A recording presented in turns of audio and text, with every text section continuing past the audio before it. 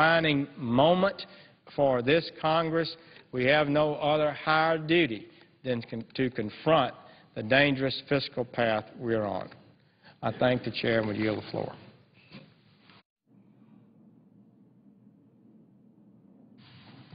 Madam Chairman. The Senator from Arkansas. I'll speak here in morning business for 10 minutes or less. Thank you very much, Madam Chairman. Let me just talk about a couple of things this morning. First, I want to talk about something that my state has been going through since mid-March and has continued to present day, and that is we have been battered by tornadoes and high winds and now flooding. And you see this photo that was just taken a few days ago, I think it was taken late last week, of just one of our areas in the state that's underwater. We've had many, many towns that have been evacuated. Many, many counties have been declared disaster areas. In fact, the Corps of Engineers showed me a map on Friday when I met with them, and they have this map, and it's a large oval that starts down near Dallas, Texas, goes pretty much all across the state of Arkansas and into a little bit of Missouri and Tennessee and Illinois and even, I think, a little bit into Kentucky. And in that oval, the folks in those areas have received 6 times the normal rainfall in that area. So when you have 6 times the normal rainfall, this is what you get here. And this is just a photo where you can see the water is up in the house and up on the front porch, and you know, these folks are underwater just like a lot of people in our state are. But I will say this, that the governor in our state is doing all any governor can do. He's doing a great job. Even though we have Interstate 40 underwater right now in one area where the White River goes under Interstate 40, they're working very hard to try to get that open maybe today if the water will cooperate. And so we're seeing a lot of emergency response in our state. We're seeing neighbor helping neighbor. The churches are rolling out. All kinds of folks are just doing everything they can do to make this work. So we appreciate that. And also, I want to really thank the Corps of Engineers. It's really easy for us to beat up on the Corps of Engineers sometimes, but you know, the truth is probably 95% or more of the time they do things right. They do it the right way. And if it weren't for the Corps of Engineers, all of East Arkansas would be underwater and a lot more. And I think that's true around the country. So the system that they've designed and they've built has worked. Even though this is a 100-year flood or even worse, it's working and it's saving billions and billions of dollars in damages and hardship. So I want to thank the Corps, and also I want to thank FEMA. FEMA's been on the ground in Arkansas for 3 or 4 weeks now, probably, with different teams going around the state, helping in different ways, and they've been very helpful. So I appreciate FEMA. And now I want to go to my second topic, and I want to emphasize that what we're seeing happening in the state right now is not impacted by what I'm about to talk about. But I think that this FEMA administration is still cleaning up some mess from the previous FEMA administration. And 3 years ago, we had another series of floods in our state, and now what we're seeing is FEMA trying to recoup that money against people in our state. So let me give a little background. 3 years ago, in an area around Mountain View, Arkansas, the White River flooded, and FEMA came and they showed up. They actually went to this woman's house. I want to talk about her and her husband. Went to this couple's house. They're on Social Security. They're retired. FEMA assured them that they would be eligible for assistance. FEMA took pictures. They verified the damage. They gave her the paperwork, even kind of coached her through some of the paperwork, and they assured her repeatedly that they would qualify for some assistance from FEMA. Now, they did end up getting $27,000 for home repair, and that's exactly what they spent it for. They played by the rules. They filled out all the paperwork. FEMA was physically on their premises. They got the check. They plowed it right back into the house exactly like they said they would do, and it helped them stay in their house. Now, fast forward 3 years, and we see that FEMA writes them a letter what I would call a demand letter, where they are requesting that they repay all of this money and that they have 30 days to repay the balance of the debt that they owe to FEMA. Well, this, of course, is a big shock to them because they were assured repeatedly that they had a legitimate claim and that FEMA encouraged them to file this claim, and if they got the money, they thought everything was great with it. What's happened here is this couple, like many others in our state, this couple built their home down on the river. And they knew that it could possibly flood one day. When they built it, they bought flood insurance. After years of paying the flood insurance, it never flooded, but after years of paying flood insurance, the flood insurance company said they weren't going to carry flood insurance anymore. They actually went to Lloyd's of London and bought flood insurance for their property and did that for a number of years.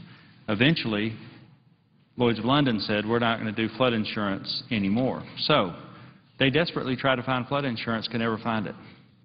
FEMA has a rule that in order for anyone to get flood insurance through the flood insurance program, the county or the city has to pass an ordinance in order for them to get the flood insurance, people in the community to get flood insurance. FEMA knew that this particular county, Stone County, had not passed this ordinance. Nonetheless, they assured her repeatedly that she was entitled to this money. So in a very real sense, these people, and many others in our state, these people are twice the victim. They were the victim of the storm and then the flood, but then they're a victim of their government because their own government has injured them by the way they've handled all of this, giving out the money and then demanding recoupment for the money. 3 years after the fact, when they get the notice of debt, FEMA had, by the way, not just sent it out to this one couple, but it sent it out to 35 households around the state. 3 years later, when they get this notice of debt, they have no means to pay this back. These folks are on Social Security. They don't have, in fact, they wouldn't have qualified for the money, for the payment, had they had substantial resources. So one of the ironies here is that what we're doing is we're telling the poorer people that they need to pay FEMA back, and the poorer folks owe FEMA the most money. That's just the way the program works. I think if we had Director Fugate, who I think, again, is doing a good job running FEMA, I think we had Director Fugate here today. I don't know exactly what he would say about the situation, but I think he would say the statute ties his hands and that he really doesn't have much flexibility under the statute, and even though whether he agrees with the hardship of the situation or not, or the equity of the situation or not, he just doesn't have a lot of leeway on trying to deal with this. So I'm offering a solution, and I'm offering it in the Homeland Security Committee this week. I hope that members of the Senate will look at my piece of legislation. It's only 4 pages long, and what we're asking is we're asking the Congress to give FEMA some flexibility when it comes to the recoupment process and to allow leniency for some individuals under certain circumstances. And I think our couple here in Arkansas fits those circumstances exactly. Basically, they played by the rules. They've done all that they can do.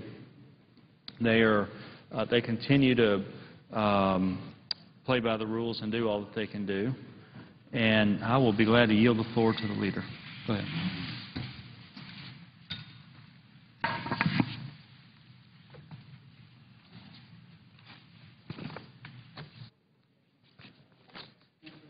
Express my appreciation to my friend from Arkansas, who is always so courteous in everything he does in life, and I appreciate it very much. I ask that the record appear as not interrupted, that his remarks will appear in one.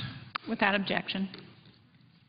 Madam President, I ask unanimous consent at 2:15 today, the Senate proceed to executive session and begin consideration of executive calendar number 61, the nomination of Edward Chen of California to be United States District Judge for the Northern District, California, under the previous order.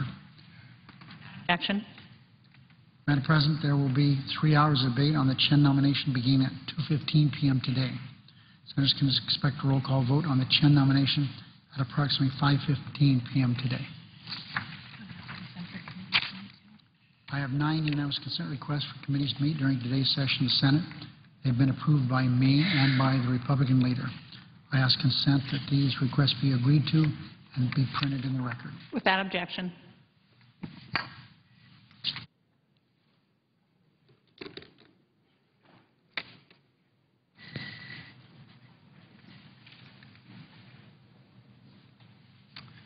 Madam President.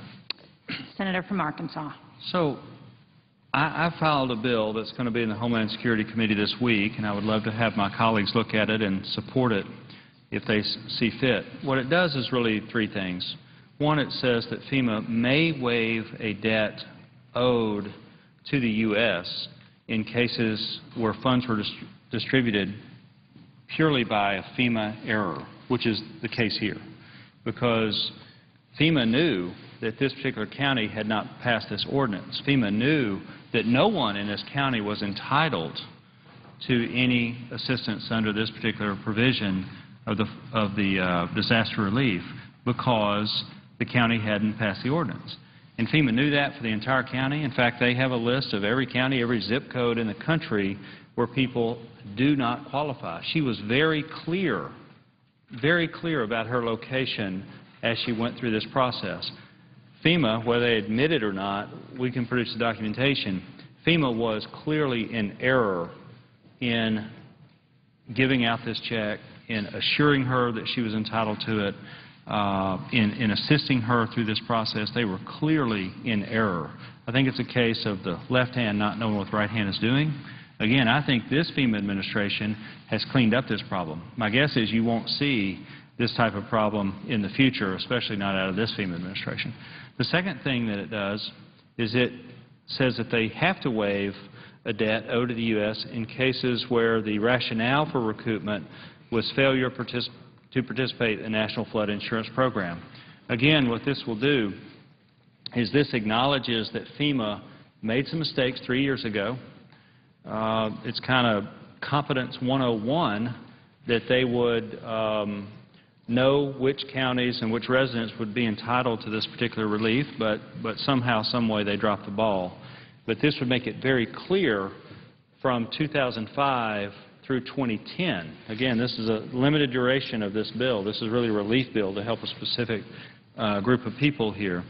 That because of FEMA's mistake and because the folks here could not participate in the flood insurance program, no matter how much they wanted to, and this particular couple did want to participate in the FEMA flood insurance program, they could not do it, and this would basically say you cannot now punish them and come back on them for that money. The third thing that it does is it basically makes clear that the Congress is not giving any waivers in cases of fraud or misrepresentation or false claims or anything of that nature. So this is purely for mistakes and errors made by the federal government when the federal government is trying to come back in and recoup monies that they wrongly paid. Let me just run through a couple other things, Madam President, and I'll be glad to yield the floor in just a few minutes.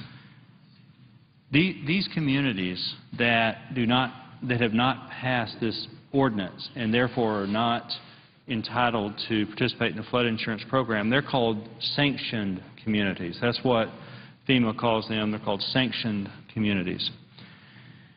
There was a lawsuit a few years ago that basically challenged FEMA's ability to do certain things. It's too long and involved to talk about, but the court found that there were 168,000 cases. Mostly these go back to the hurricanes of Katrina, Rita, etc. The biggest bulk of them do. 168,000 total cases that FEMA has to revisit and maybe recoup some money from people. So far, they've only done 5,000 of these cases. Out of the 5,000 cases that they've reviewed, only 18 cases, only 18 total out of 5,000, really out of 5,500 cases, would be impacted by my bill. So we're talking a very small percentage. We're talking 0.3% is what we're talking about here. And so this is a very tiny, very narrow exception.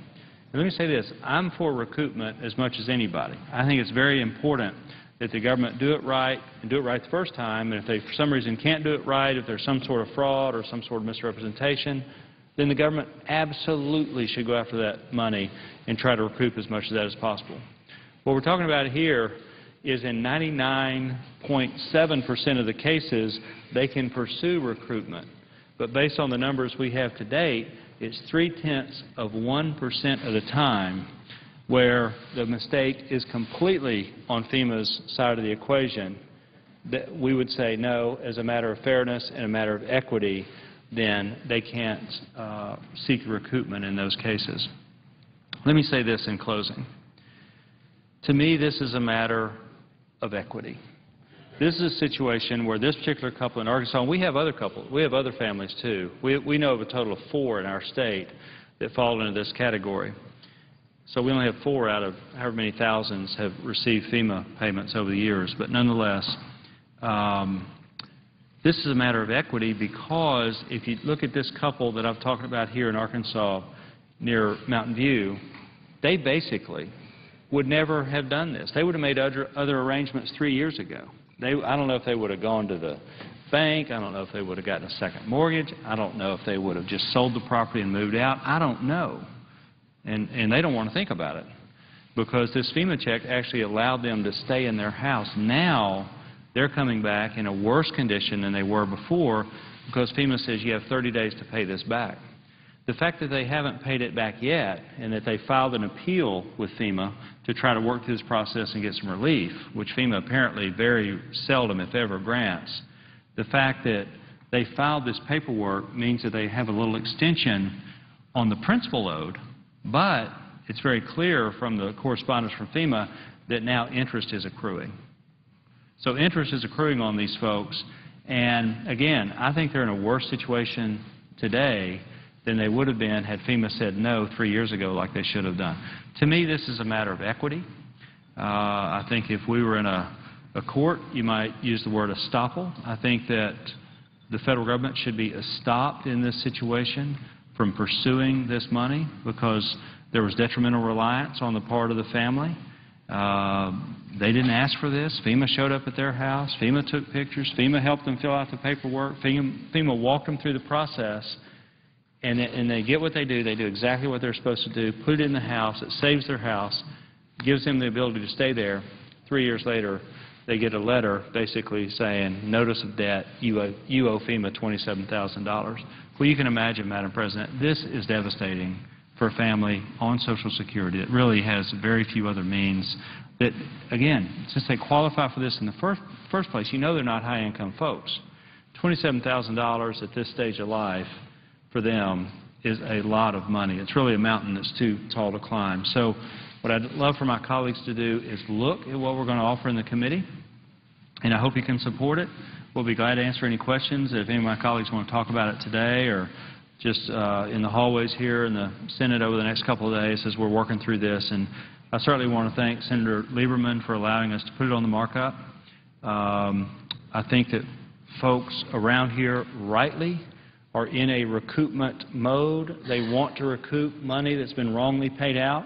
And again, I'm for that 100%. In fact, we had a hearing in the one of the Homeland Security subcommittees just the other day about recoupment. I mean, we talked about this. It's very important that we stop the bleeding and the government not pay out more money than they should. But in this particular case, I think the principle of equity and fairness is certainly on the side of these folks who, again, like I said, are twice the victim. They first victimized by the storm. Second, they're victimized by their own government. So with that, Mr. President, I'll yield the floor. Thank you. And I suggest the absence of a quorum. Clerk will call a roll. Mr. Akaka.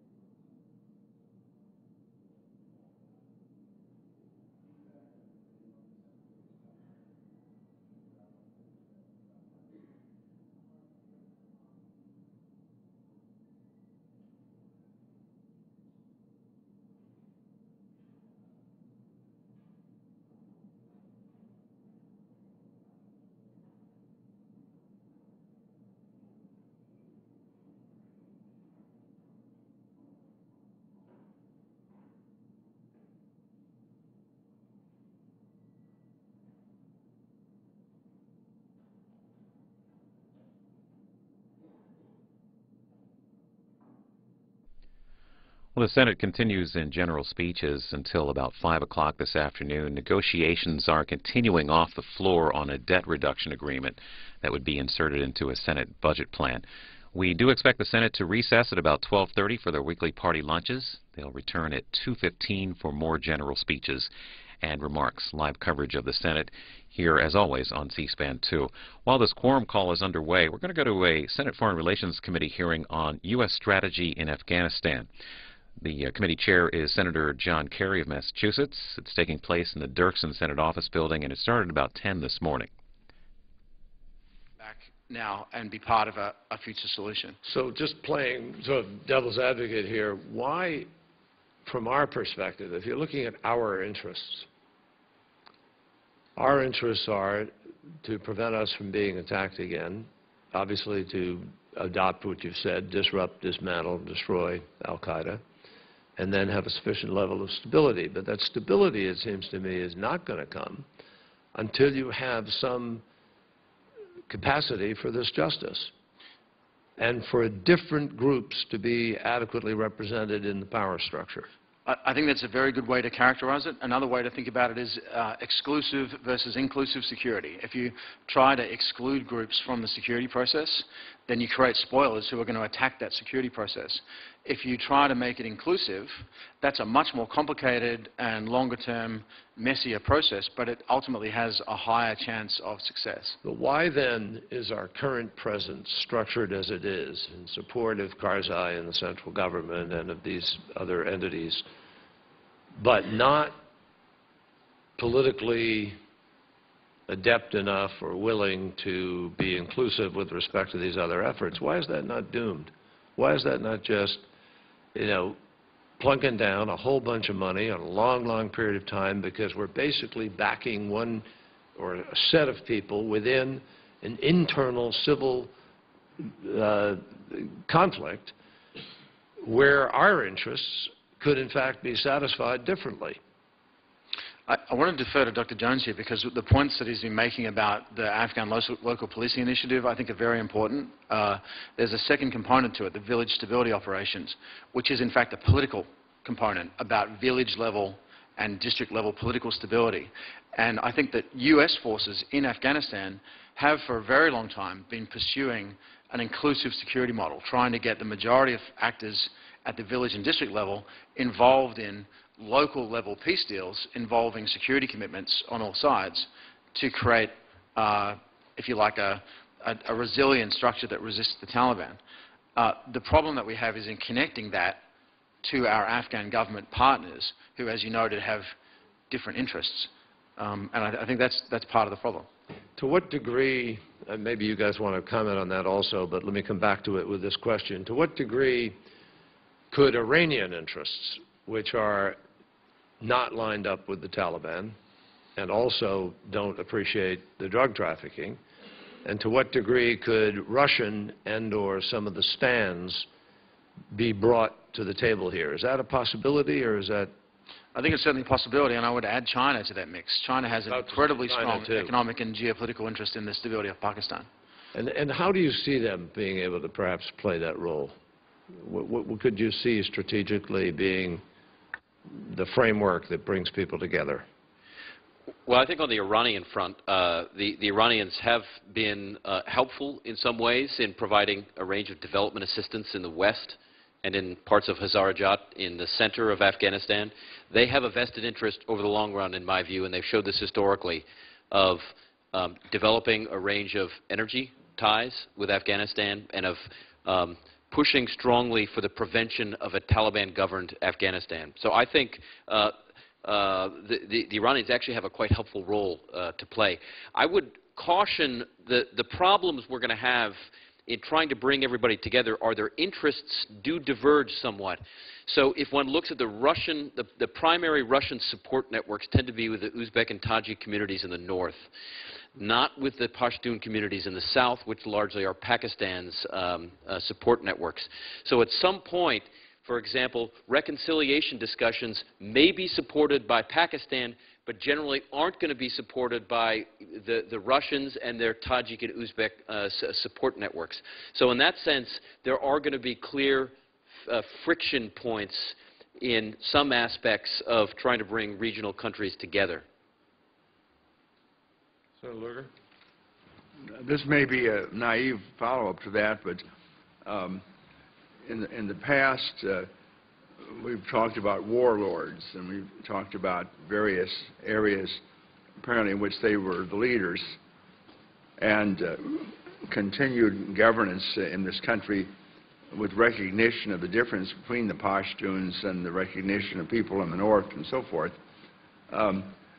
Hypothetically, is a stable Afghanistan one in which we return really to local government of sorts, with the warlords who are more akin to the countries north of Afghanistan or to Iran or even to the Pashtun situation with Pakistan in control of specific parts of the country.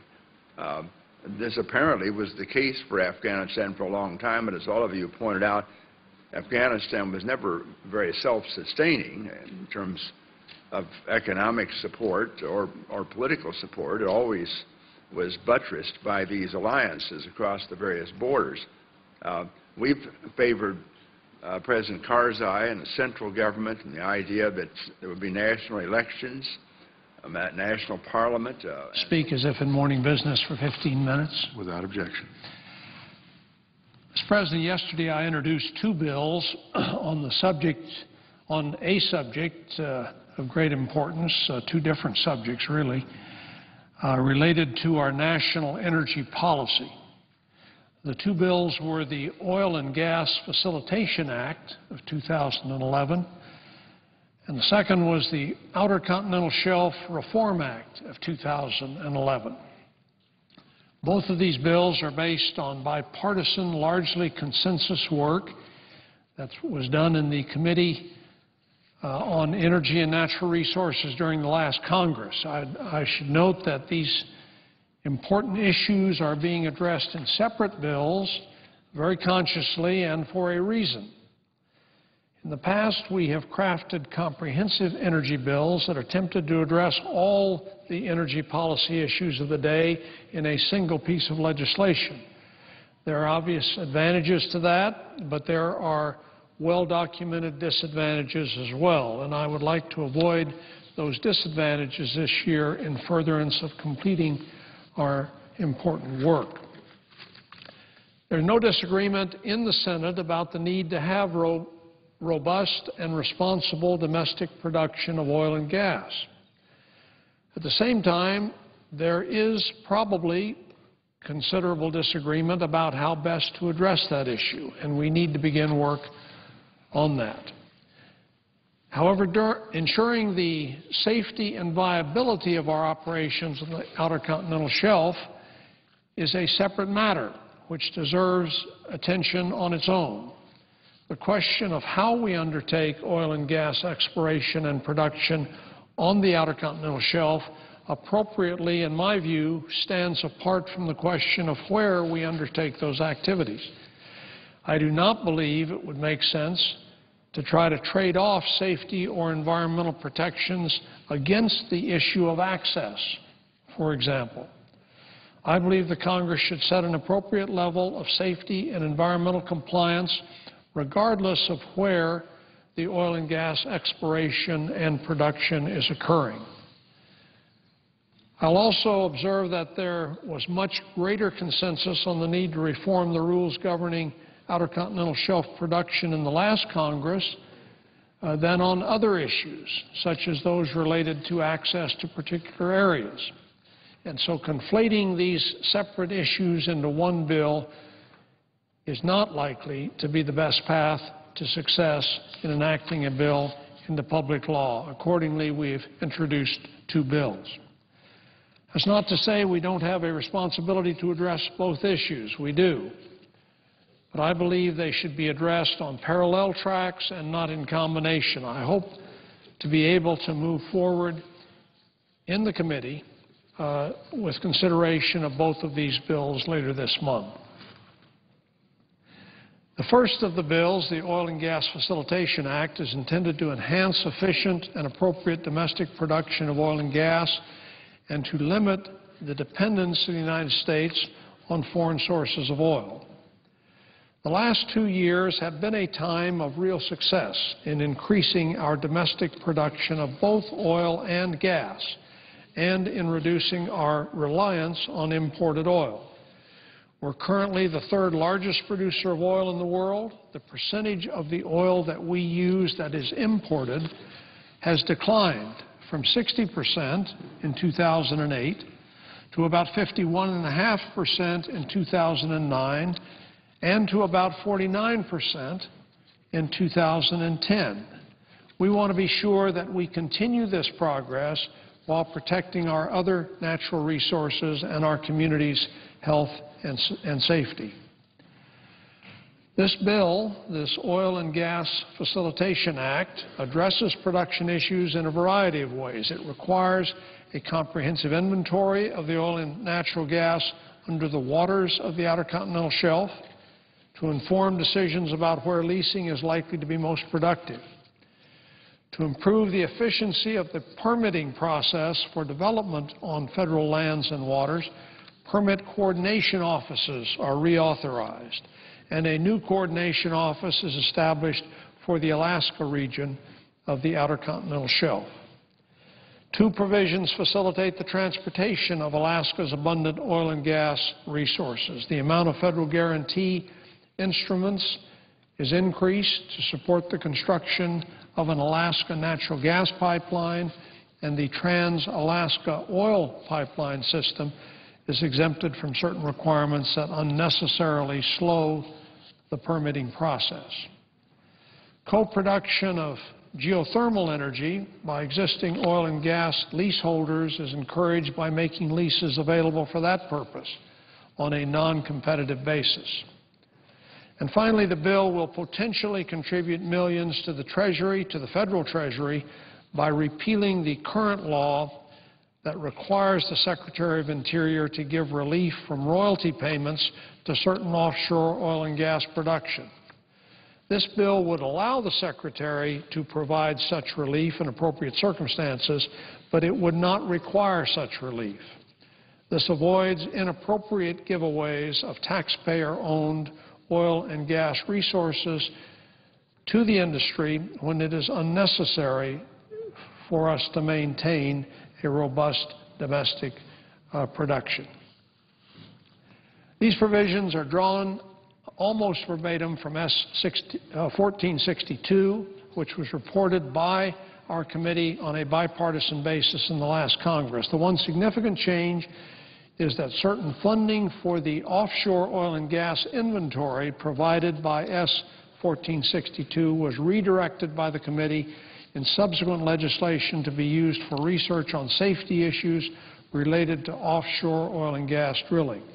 To avoid spending the same money twice, we've eliminated that funding here so that it could be included in offshore safety legislation. At the same time, the bill retains the authorization of significant appropriations to be used for this oil and gas inventory. The Outer Continental Shelf Reform Act is the other bill that I'm introducing today. It is a verbatim reproduction of S. 3516, which was reported unanimously by our Energy Committee in the last Congress. Because of the widespread support for this bill, I have reintroduced it exactly as reported, since I believe that it is a good place to begin our work this year. It will need a bit of updating as we move forward. A few of the provisions have largely been overtaken by events, and we have learned from the President's Oil Spill Commission and others about some refineries that we should make, some refinements that we should make in this legislation. I've been having discussions with Senator Murkowski and others who supported last year's bill, and I will continue those discussions as we move forward. I would hope that we will have the same strong bipartisan support for these efforts as we did last year when we reported this bill during the midst of the worst oil spill in our nation's history. Our commitment to responsible operations in the Gulf and protection of our citizens and communities should be well understood by all. This bill is intended to respect those who lost their lives in the Deepwater Horizon accident and respect the people of the Gulf who have suffered serious economic and emotional harm by doing what we can to create a better future for them. It is the particular responsibility of the Committee on Energy and Natural Resources to look at the future of the regulatory agency and the industry that it regulates. And as I said last year when we introduced the bill, our goal must be, of course, to prevent future disasters. But we can and must do more than just that. Congress should create organizational resources and a set of requirements that will have safety and environmental protection and innovation at their core. We should require that both industry and agency employees have the expertise and the experience and the commitment to quality that is necessary to handle the complex issues involved. And we should set principles in place to create a culture of excellence for the regulatory agency and for the industry that will be a model for the entire world. Thus, this bill reforms the structure of the offices of the Department of Interior dealing with offshore oil and gas leasing and development to avoid organizational conflicts of interest. It clarifies the breadth of the Department's responsibilities in managing the resources of the Outer Continental Shelf. It increases the safety requirements for exploration and well drilling and production. It mandates use of best available technology, an evidentiary safety case, and a risk management system that identifies and addresses hazards in advance and manages for change. And it provides for third-party review by qualified parties outside the agency of key equipment and well design. It addresses the essential need for the Department of Interior to have in-house research capacity on both the safety and the marine environment issues necessary for the exercise of its regulatory authority. Research departments in these areas will no longer be optional, but are required, and funding is redirected from other areas of research to ensure that this will happen. In order to ensure that the rules are enforced, the bill requires the collection of fees from industry to fully fund the necessary teams of inspectors. It provides for independent investigations of accidents and the sharing of data so that all can learn from mistakes. It also provides the Department of Interior with adequate time to carry out necessary reviews, and it makes the input of other federal agencies occur in a transparent way. And it increases the civil and criminal penalties applicable to violations of the law and regulations. I believe these policies and resources can set us on a new and constructive path toward managing the incredible natural resources that we have in the Outer Continental Shelf. We must commit ourselves to the goal of excellence in this important endeavor. The fact that oil is no longer gushing into the Gulf of Mexico in no way diminishes the importance of this work. Both of these bills address issues of great national importance. We will shortly be scheduling the necessary hearings and preparing these bills for committee consideration.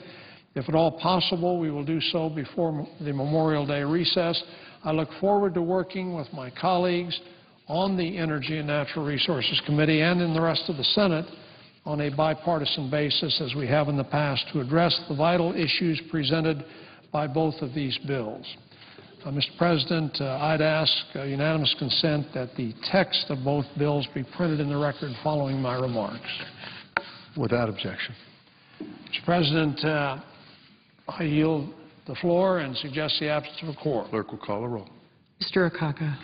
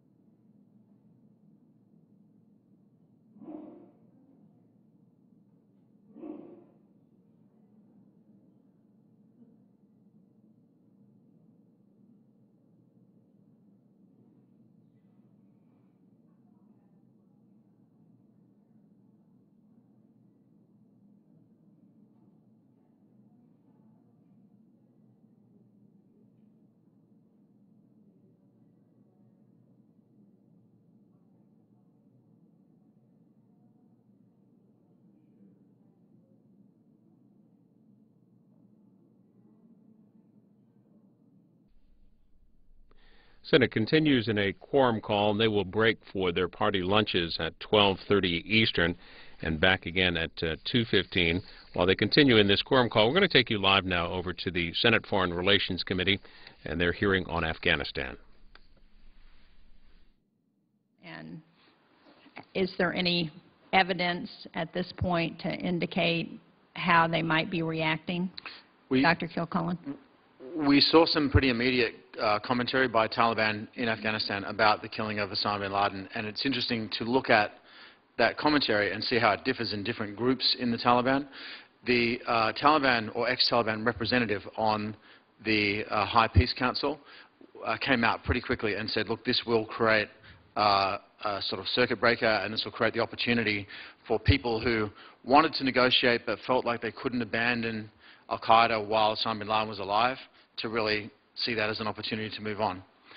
Some junior commanders, Taliban commander in Loya Paktia, which is southeastern Afghanistan, at the sort of field level, called in and said, look, these guys are Arabs, we're Afghans, we have a different jihad from them. We admired and respected Osama bin Laden, but it doesn't make any difference. We're just going to keep fighting.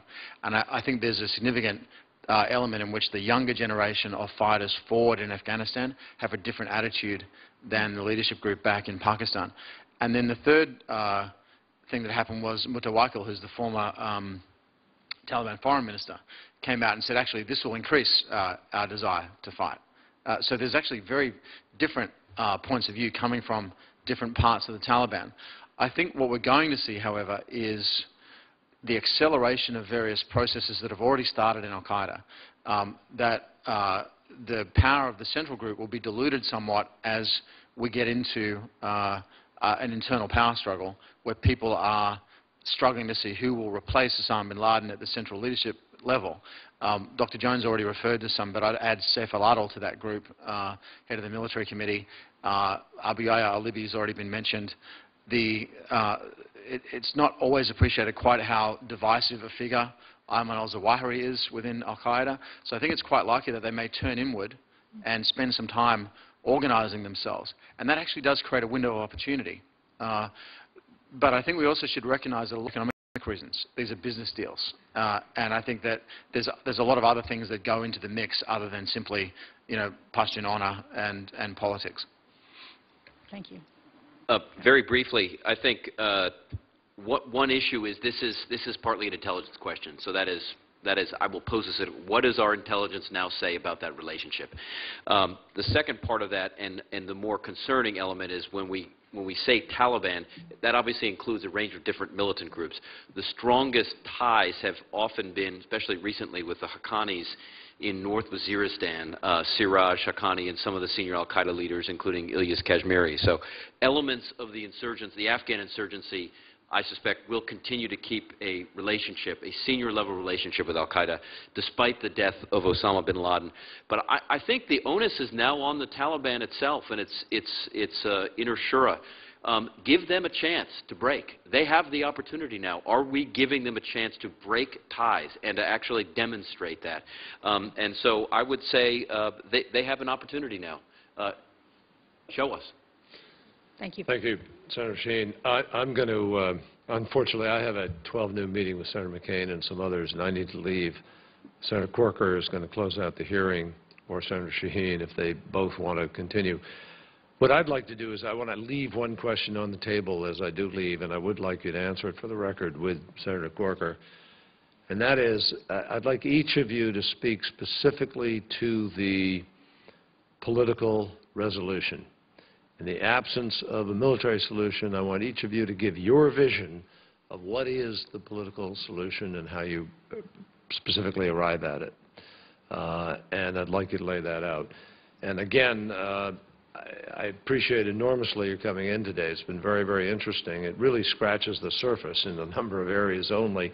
What I'd like to do is ask you if you'd be willing to come back sometime just in a discussion with members who might like to take part in it. We could have a little more rapid fire back and forth and really dig into some of this stuff in a non-hearing atmosphere. So if you'd be willing to do that, I think it'd be very helpful. Thank you for doing that. But if you'd answer that question for the record about your vision of that political settlement, that'd be very helpful. Thank you.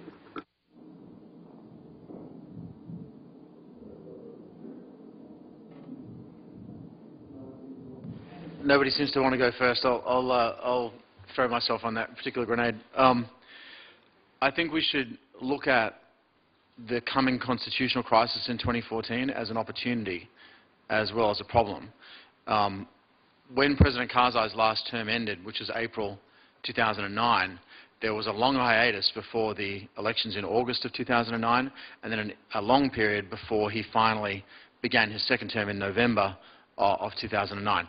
That, depending on how you define the start and end of his term, his time as president either comes to an end in April 2014 or in November 2014. So at some point in 2014, he's gone as president of Afghanistan, unless there's a significant change to the Afghan constitution. And it's quite likely that some people associated with the president may be thinking that that's a good idea at this point, that for the future stability of Afghanistan, for the future interests of their part of Afghan politics, it makes sense to change the arrangement so that he can remain in office. There are other people in the parliament in particular who are deeply opposed to that idea, and I think that that actually creates the opportunity for us to revisit some of the aspects of the constitutional makeup of the Afghan state that have really contributed to the problems that we've seen. When I say us, I mean, however, Afghans. You know, we have to set the condition under which Afghans can have that discussion themselves. In 2002, at the time of the Bonn Agreement, the country was still smoking, and there just wasn't the ability to bring together a large enough group of people to represent the range of interests in Afghanistan and have a genuine discussion about what's the appropriate way forward. And so to some extent, the international community imposed a solution which centralized power in the hands of a person too weak to exercise that power on his own. And so he had to make a series of deals with power brokers across the Afghan environment. And having done that, it's now very difficult for him to make the structure work. I think we should have some sympathy for President Karzai, given the circumstances that he was handed. But I think there's an opportunity to change that now, to relook at those issues. Issues like, for example, the failure to authorize the creation of political parties.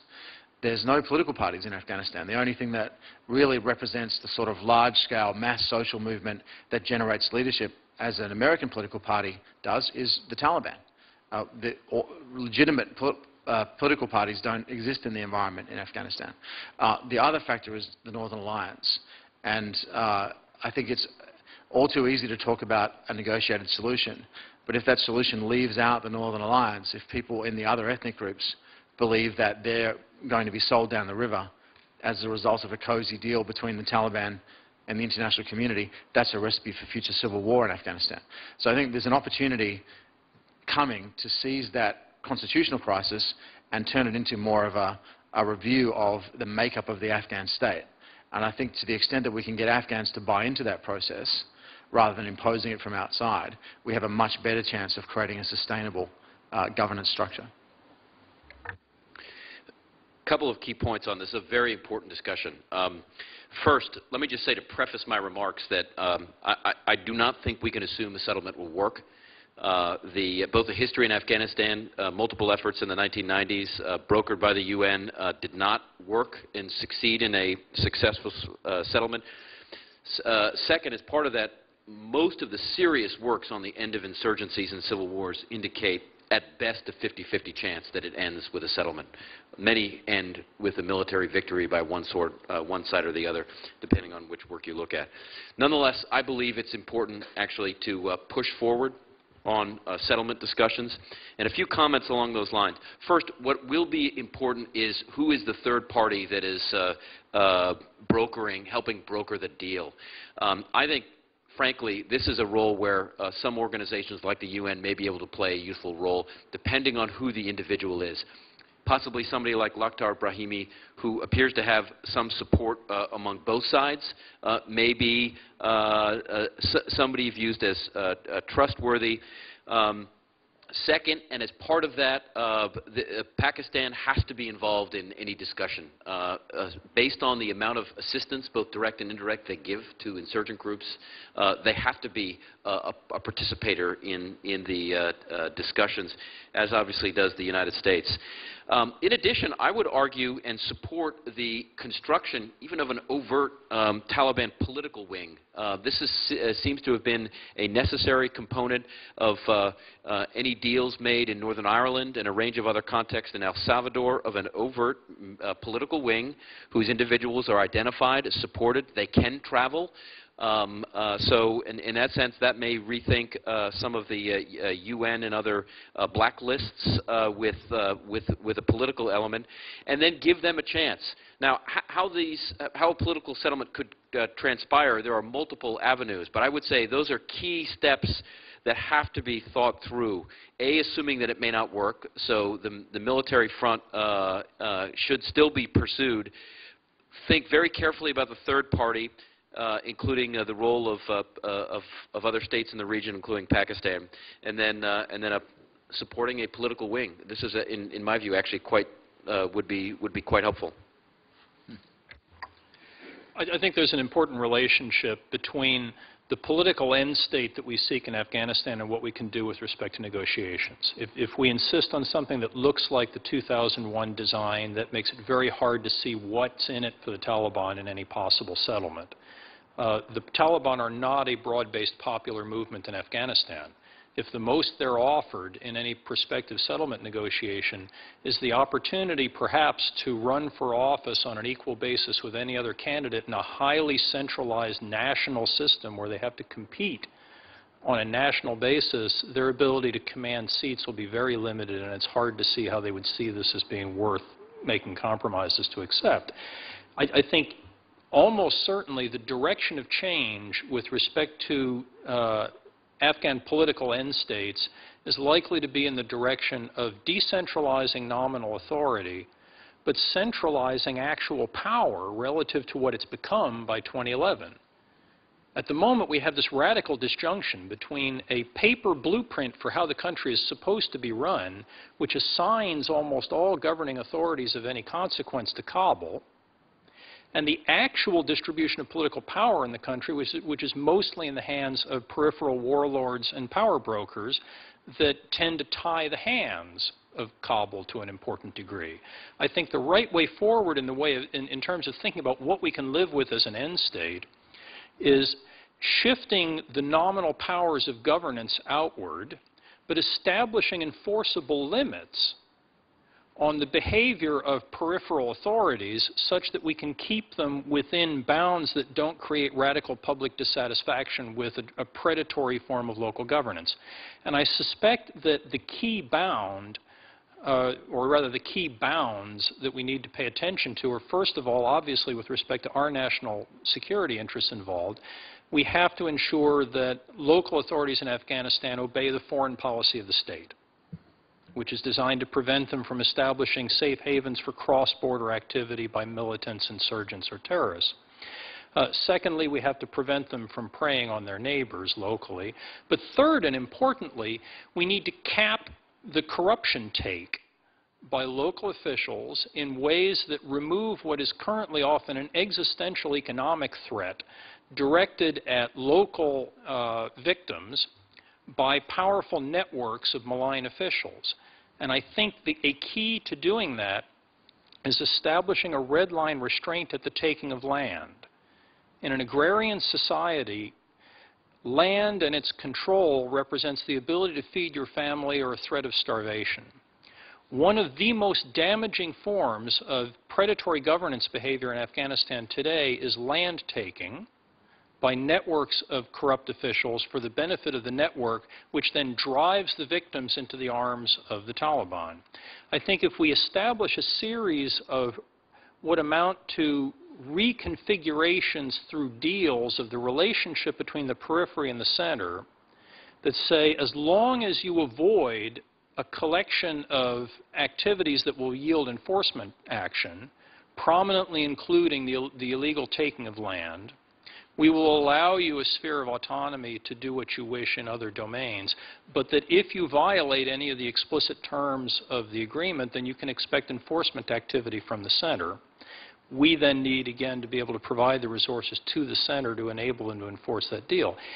If we arrive at a more practically recast bargain between the periphery and the center, that in turn opens up opportunities for a reconciliation negotiation with elements of the Taliban, in which, for example, they could be offered things like seats in parliament, position as a legitimate political actor within the society, either as a party or as individuals, and you could imagine there at least being the terms for a conversation with different Taliban factions about under what conditions might they be willing to renounce al-Qaeda, lay down arms, and come into the government.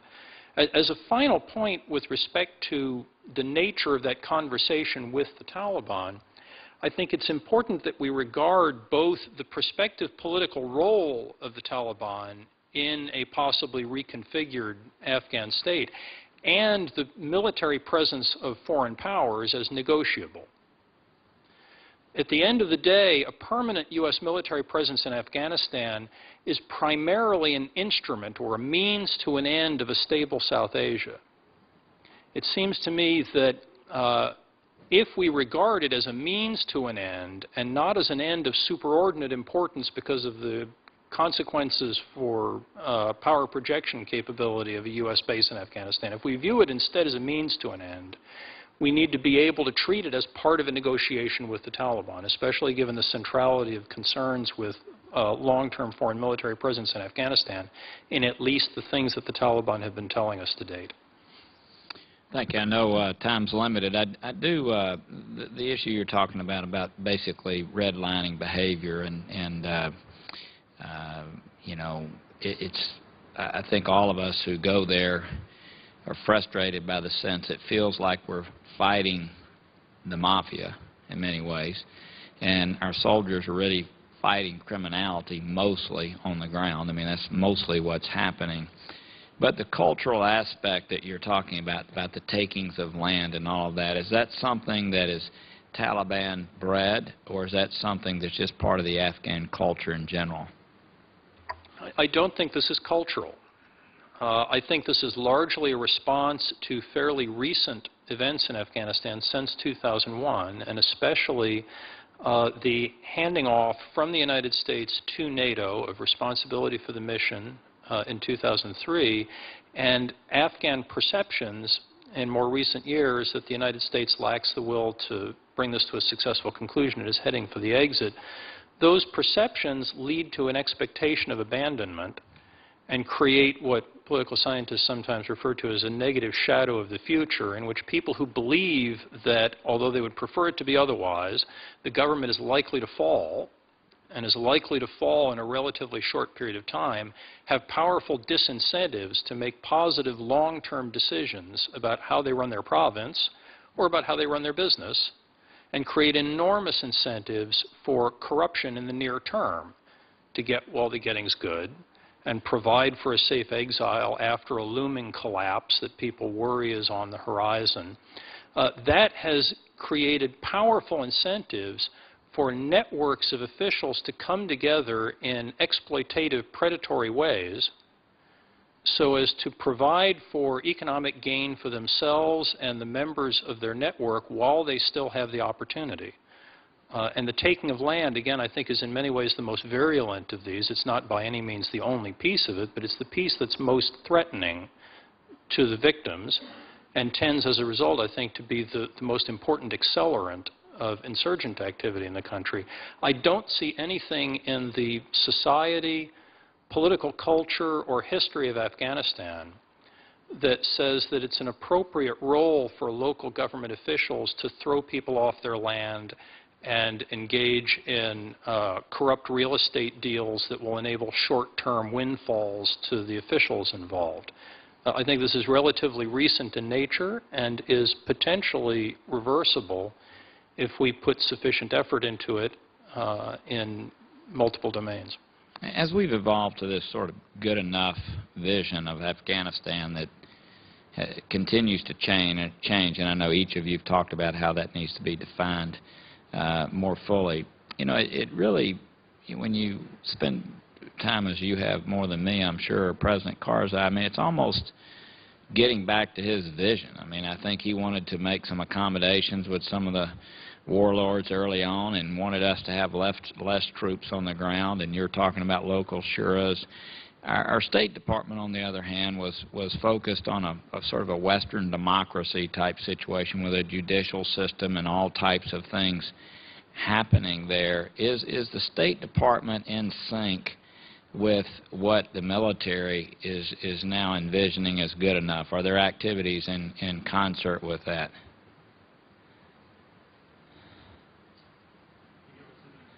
I think everybody's looking at me because I used to work in the State Department. I would actually characterize history slightly differently. I think that a lot of the decisions that were made early in the process about focusing on the central government were international community decisions made in Bonn and enforced through a series of international decisions.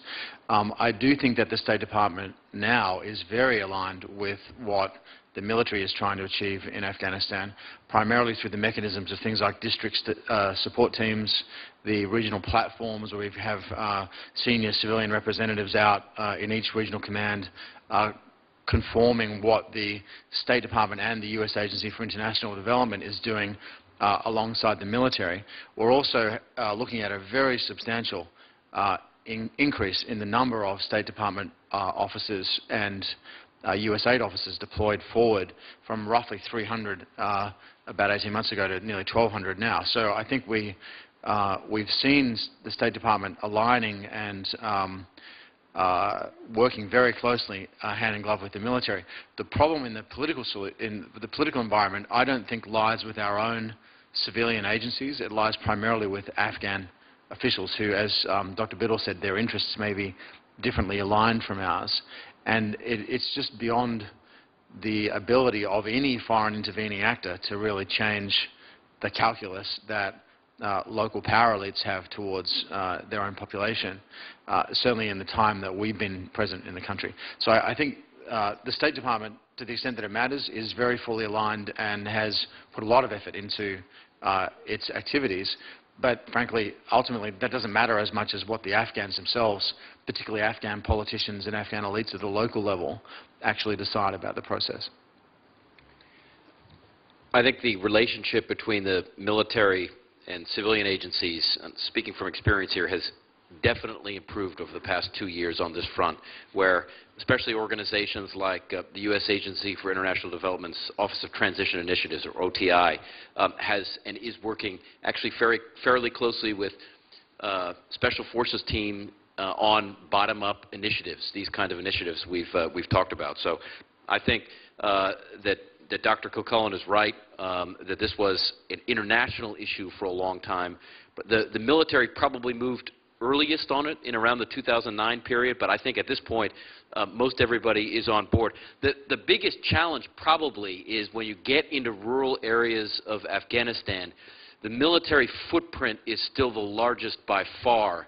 So if civilian agencies are restrained either because of their presence at the embassy in Kabul or at very finite number of provincial reconstruction teams or other places, it's the military out in the field that is the one that generally executes a lot of these governance, development, and military missions just because they're the only ones out there in a range of places.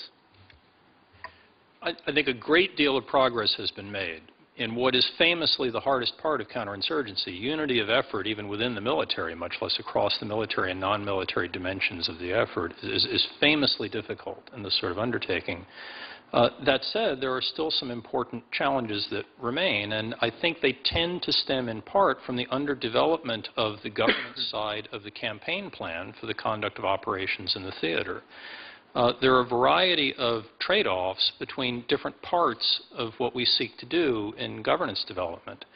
Many of the local power brokers that we've been discussing earlier in the hearing, for example, have militias or other security services that we from time to time rely upon to augment our security effort in parts of the country. That creates a short-term security benefit and a long-term governance problem. To resolve these kinds of trade-offs, and most importantly, to prioritize and sequence their resolution. We're not going to simultaneously be able to constrain every malign actor in Afghanistan. We need to have a sense of who to start with and in what order to proceed with the others. In order to do that and to coordinate the resolution of those dilemmas and trade-offs with the State Department and with other countries that are part of the coalition requires, I think, a degree of explicit planning that at the moment I think is still underdeveloped relative to the planning that we do for the conduct of security operations in the country. I would like to see the governance side of the campaign plan get the degree of detailed development that the security side has had now for some years. Well, thank you all. I'm going to leave and turn over to Senator Shaheen, but your testimony's been outstanding, and thank you for your contribution. I just have one question before closing. And as you were all were talking about what a negotiated settlement might look like, one of the things that no one mentioned was what happens to protect the rights of Afghan women as part of any kind of settlement, and what should we be doing to ensure that those rights aren't negotiated away as we might be talking to the Taliban or any other forces within Afghanistan. The Taliban about 12 months ago changed their position on the education of women, so that the current position which they're putting forward is that it's perfectly okay for women to go to school. We want women to work productively and be part of the community, but what's not acceptable is for foreigners to come in and tell us how to treat women in our own community. And I think that was probably a tactical shift. It's hard to know whether they really meant that or not, but it certainly was a response to popular pressure from the Afghan population, where people were saying, well, hang on a second, if you guys come back in, what are the implications for us? So I think one of the things that we'll see if we do get into a negotiation process is that there's now a fairly significant body of public opinion in Afghanistan in favor of increased freedoms and increased equality for 50% of Afghanistan, and I think that that's going to be a factor that any future settlement, all parties are going to have to take that into account, including the Taliban. Whether they really mean it or not, they'll have to engage with that desire at some point. Thank you. Anything? Yeah, I think this is an important issue, and I think what it comes down to, among other things, is what is the vision as part of a settlement that the Taliban will agree to in moving forward in Afghanistan.